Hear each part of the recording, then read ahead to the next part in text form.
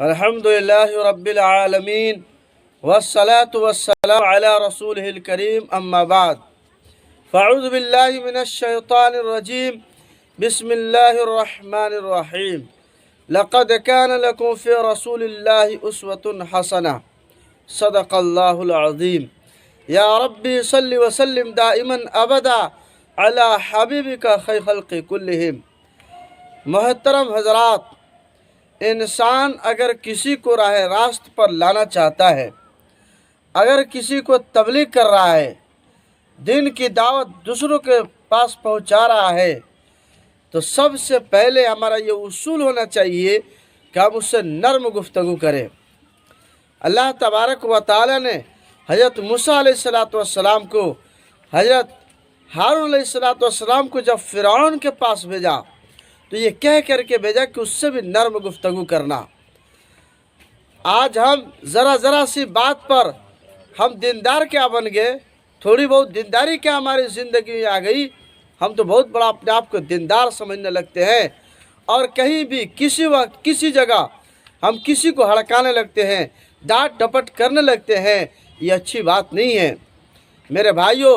اگر کسی کو راہ راست پر لانا ہے، پیار سے، محبت سے، محمد رسول اللہ صلی اللہ علیہ وسلم کے اخلاق کو اپناتے ہوئے وہ اخلاق پیش کیجئے، انشاءاللہ وہ متاثر ہوگا اور آپ کی بات بھی مانے گا اور اس پر عمل کرے گا۔ اللہ کے رسول صلی اللہ علیہ وسلم کے زمانے میں ایک دیہاتی مسجد نبی میں آیا، بڑی عجیب و غریب اس نے 2 رکعت نماز پڑھی، یعنی جلدی نماز اس نے پڑھ لی، اور پڑھنے کے بعد کیا کہنے لگا؟ اللہم ارحمنی و محمدا ولا ترحم معنا احدا، یعنی اے اللہ مجھ پر اور محمد صلی اللہ علیہ وسلم پر رحم فرما اور میرے علاوہ کسی پر رحم مت فرمانا۔ اللہ کے رسول صلی اللہ علیہ وسلم نے فرمایا تو نے ایک وسیع چیز کو بہت تنگ کر دیا۔ اس کے تھوڑی دیر کے بعد پھر اس نے مسجد نبوی کے اندر پیشاب کرنا شروع کر دیا۔ صحابہ کرام دوڑے، ڈانٹ ڈپٹ کرنے لگے۔ اتنے میں اللہ کے رسول صلی اللہ علیہ وسلم نے فرمایا نہیں، پیشاب کر رہا ہے تو کرنے دو، ڈانٹو مت، اس کو روکو مت۔ جب اس نے پیشاب کر لیا، اللہ کے رسول صلی اللہ علیہ وسلم نے اس کو بلایا اور یہ سمجھایا، دیکھو یہ مسجد ہے، یہ اس مقصد کے لیے نہیں بنایا گیا، مقصد یہ ہے کہ ہم اس کے اندر آئیں، اللہ کی عبادت کریں اور آرام سے اطمینان سے اللہ کے لیے نماز پڑھیں۔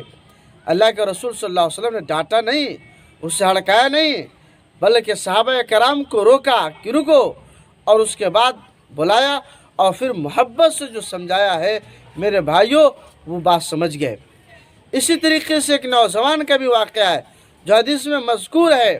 ایک نوجوان آتا ہے اور کہتا ہے یا رسول اللہ میں برداشت نہیں کر سکتا، میں اپنے اوپر کنٹرول نہیں کر پا رہا ہوں، میں ایک بدکاری کرنا چاہتا ہوں، میں زنا کرنا چاہتا ہوں، ساری باتیں کہنے لگا۔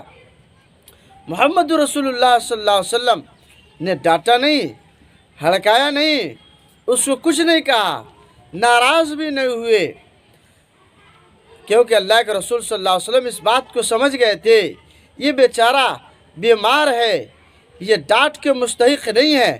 اللہ کے رسول صلی اللہ علیہ وسلم نے کہا جس طریقے سے تو نے مجھ سے سوال کیا کیا میں تم سے ایک سوال کر سکتا ہوں؟ کہا جی یا رسول اللہ۔ اللہ کے رسول نے فرمایا اگر کوئی تمہاری بہن کے ساتھ زنا کرے تو کیا تم پسند کرو گے؟ کہا بالکل نہیں پسند کروں گا۔ اس کے بعد اللہ کے رسول صلی اللہ علیہ وسلم نے فرمایا کیا کوئی تمہاری بیٹی کے ساتھ یا تمہاری ماں کے ساتھ کوئی زنا کرنا چاہے تو اس بات کو تم پسند کرو گے؟ کہا بالکل نہیں۔ تو اللہ کے رسول صلی اللہ علیہ وسلم نے فرمایا جس طریقے سے تم اپنی بیٹی یا ماں یا بہن کے ساتھ اس طریقے کا معاملہ بالکل پسند نہیں کرتے تو کیسے کوئی چاہے گا کہ تم کسی کی بیٹی کی، کسی ماں کی، کسی بہن کے ساتھ تم زنا کرو؟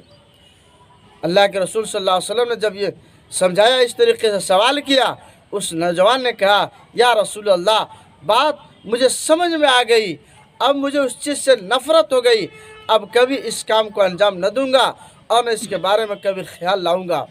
تو میرے بھائیوں، محمد رسول اللہ صلی اللہ علیہ وسلم نے پیار سے، محبت سے اس نوجوان کو سمجھایا، اس دیہاتی کو سمجھایا۔ آج ہمارا کیا طرز عمل ہے؟ آج ہمارا کیا طریقہ ہے؟ ہم کسی کو کہیں بھی ہڑکانے لگتے ہیں، ڈانٹ ڈپٹ کرنے لگتے ہیں۔ میرے بھائیوں، یہ طریقہ بالکل صحیح نہیں ہے۔ ہم نرم لہجہ اختیار کریں، نرم گفتگو کریں، ہر کسی کے ساتھ نرمی سے پیش آئیں۔ انشاءاللہ اس طریقے کو، محمد رسول اللہ صلی اللہ علیہ وسلم کے طریقے کو اپنا کر کے اس طریقے سے تبلیغ کریں گے، یہ انداز تبلیغ اپنائیں گے تو انشاءاللہ بھلا ہوگا۔ جتنی باتیں ہوئی ہے، اللہ ہم سب کو اس پر عمل کی توفیق عطا فرمائے۔ وآخر دعوانا الحمدللہ رب العالمین۔